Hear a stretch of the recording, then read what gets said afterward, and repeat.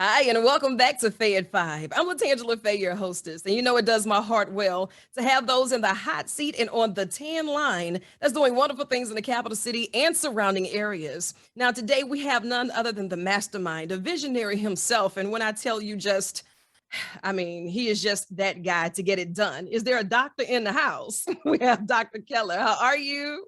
Good morning, LaTangela. Thank you for having me on today. Anytime. Thank you so much for taking time out of your schedule. I know things have been busy. There's never a dull moment. And as a matter of fact, I want to talk about it. Opening a line of communication and really getting a sense of transparency when it comes down for the information that we need. Right now, COVID, we're in the surge 4, surge 5, surge 6. We don't even know at this point, Mhm. but things are crazy, right? Yes. And in the state of Louisiana, we've already faced a lot of challenges when it comes to health. With this, how has it impacted your day-to-day operation? Well, the most disheartening thing about the pandemic, well, obviously, there are a lot of people who aren't doing very well, Yeah. ending up in the ICU. And many of us have known people who have succumbed to COVID-19 over the last several months. But one of the most important things I think that we try to stress to people is that it's really important to get vaccinated because that's going to keep you out of the hospital and keep you from dying. There are a lot of COVID myths and a lot of information on social media about COVID and anecdotes about what happened to my auntie or what happened to cousin Louie. But Hmm. there are a lot of things that we know factually about the science of the vaccines that make it the more safe option than not being vaccinated.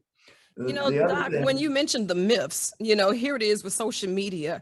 Everybody is a reporter now.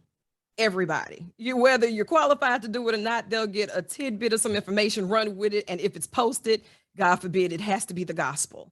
And it's really hard because if we're asking Siri, we're asking Google, we're not asking the doctors, we're not really relying on the research. And then there's almost like this speed, the speed of information that has traveled so fast and so far.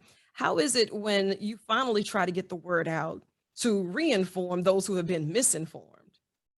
yeah, it's really important when you seek information about your health that you go to a reputable source. Right. There are a lot of sources on the internet that actually mislead people because of the fact that that's mostly rhetoric and not very much science or data behind the information. So when you find something on the internet or someone tells you something, make sure that you check the source. One of the most unbelievable things about the internet traffic as it relates to COVID is that people will put information on the internet and misquote reputable sources. So that makes even more confusion in our community because people really don't know what to believe. But if you do have an internet source or someone tells you about a scientific study, make sure that it comes from a trusted source and something that has science behind it, not just rhetoric. Absolutely. And I always do my best to be responsible with whatever platform God grants me, right? And I understand that this is an extension of your office because now we're in our living rooms and we're talking to our families, we're talking to our friends, we're talking to those who may just need to hear another option because everybody in their circle is saying something different. When it comes down for us doing the research for ourselves and opening the line of communication, especially in our community, we really don't want to talk about it. If we believe something, it's the gospel and we're just going to run with it because that's what Big Mama said. That's what Auntie them said. That's what Cousin Ray said. And it has to be the truth. Well, when do we start breaking that cycle? And I know even in your line of work, tell us a little bit about the work that you do on a day to day before this COVID action even really just jumped off and was a thing. Yeah, I'm a cardiac surgeon, so most of my days were filled with doing open heart surgery on people for heart attacks and for bypass surgery and to replace bad heart valves. And one of the really crazy things about the pandemic is that we're filling up the hospital with COVID patients and patients who are having heart attacks and strokes and other problems that would require hospitalization or some emergency procedure. these people can't get to the hospital because the hospital is already full. There's no place to put them. So Okay, people are having time heart out. attacks When at you say home. there's nowhere to put them, so because this is the part of the conversation we're not hearing. If there's nowhere to put them, then what happens? Because the heart attacks don't stop, the strokes don't stop. This is true. So they have their heart attack at home or in the parking lot. They have their stroke at home or in the parking lot. And many of them will die because they can't get access to ICU care or to emergency care that they need to be able to save their lives because the hospitals are so overly full. I'll give you an example. We have a certain number of ICU beds in the hospital on a regular basis. And we are triple that number now, at least, and some places even more than that. And so if you have to have heart surgery, then there's no place for you to recover after the heart surgery in the ICU because the ICU is full of COVID patients.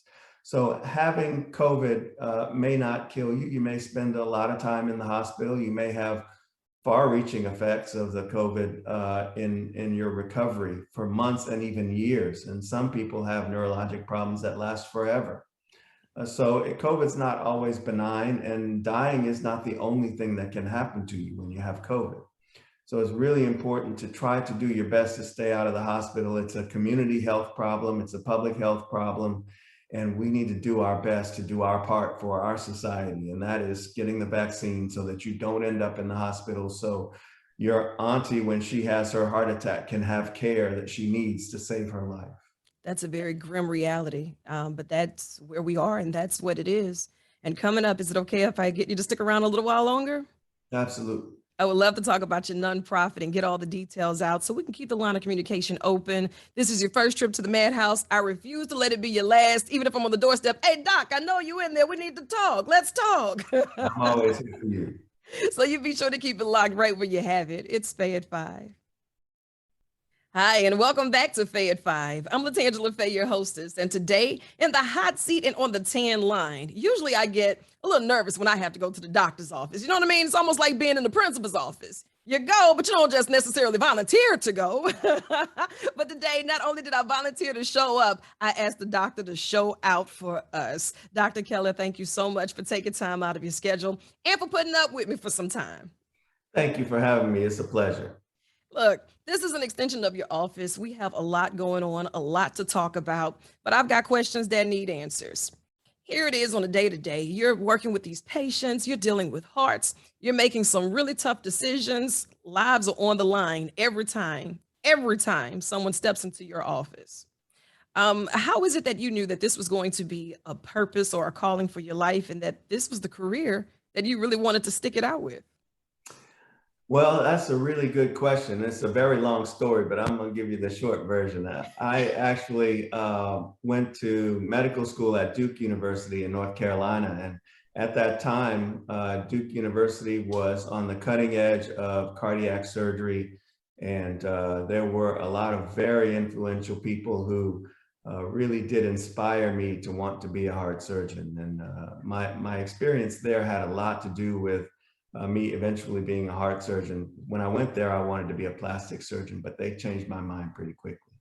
Awesome. And That is one of the things awesome. that I really loved about it was right on the cutting edge. It was very exciting at the time, and the technical challenges of doing cardiac surgery and the tangible impact of surgery, being able to see people get better right away before your eyes, really did inspire me to want to pursue this career. And it was 4 years of medical school, and then 9 years of residency, and then private practice for a long time, for the last 20 years, actually. Wow, 2 decades in and still going strong. Gotta love it. You know, you mentioned that people were there to kind of mold you and to push you in the right direction or to at least help you find what would be the best fit for you. How Mhm. important is it that today we have mentors to actually talk not just to the youth, but to those students who are on campus? They're enrolled, they have a schedule, but now we're still trying to figure it out. Yeah, it's eminently important. Everybody needs a little inspiration and some help to navigate all the pitfalls and microaggressions and all kinds of things that happen to you as a person who's trying to navigate this really technically challenging, academically challenging environment for not just for being a cardiac surgeon or a doctor in general, but for being a lawyer and a business person and a TV show host. All of these things require that you have somebody to direct you and show you the way, because it's never easy to do it alone, and it's always good to have someone to lean on. Absolutely.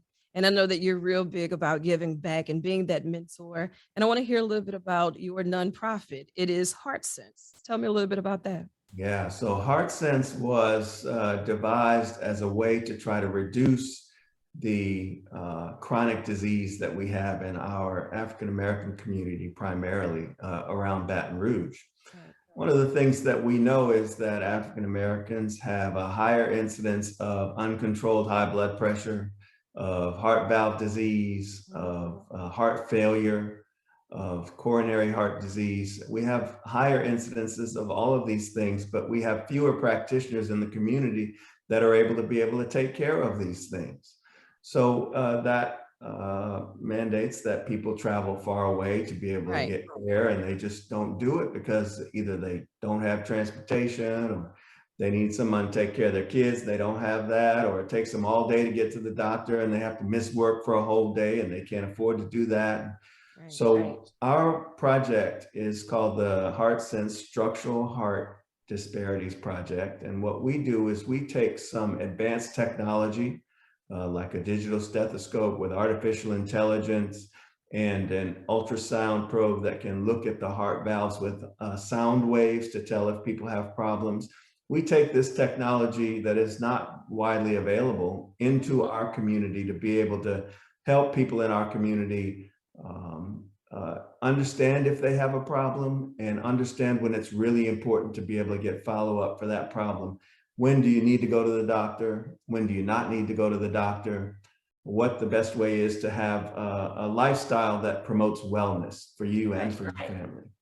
Yeah, and it's best to start young because these kids, they are sponges and they are accountability partners, and especially if we're starting to teach it to them at a younger age. As you mentioned, a lot of it, our health, it's prone from our families. We have these genetics that sometimes we just can't fight against.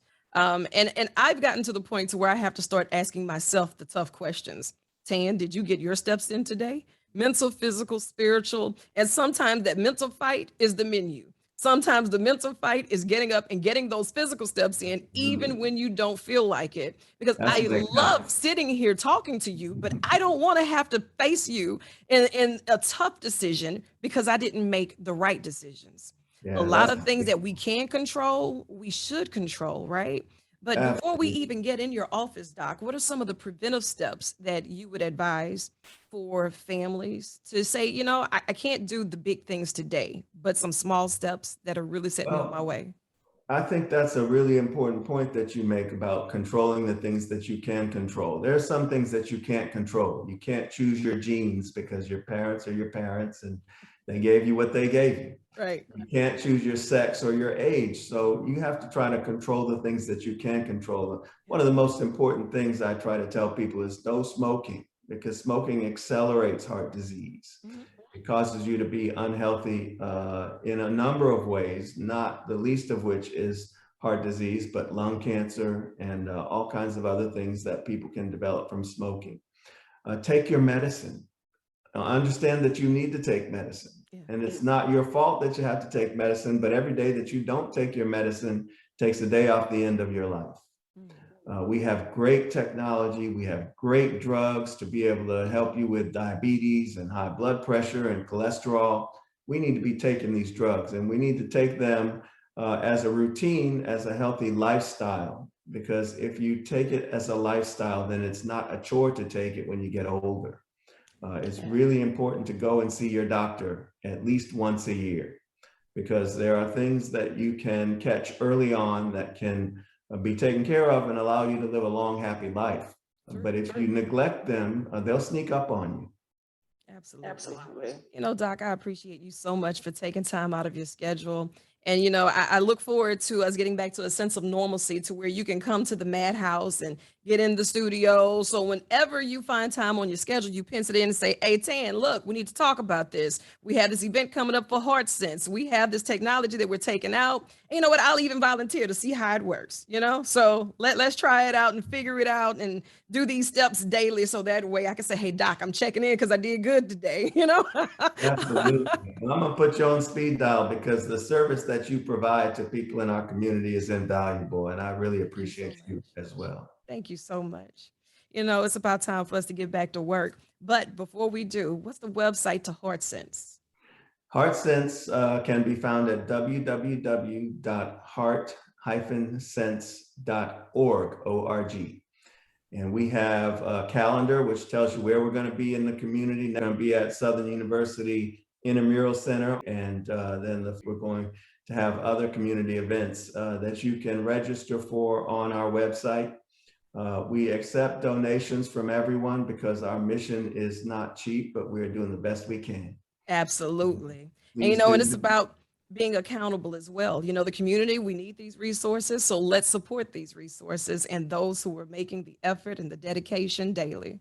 We have a lot of videos and handouts and things on the website that can teach you how to live a healthy lifestyle as well. Good. And I look forward to having you back in the Madhouse real soon. Thank you, LaTangela. Have a good day. Anytime. Thank you too. So listen, I want you to get up, get out, and chase the sun, or let the sun chase you. But either way, get after it. I love you, and there's absolutely nothing you can do about it.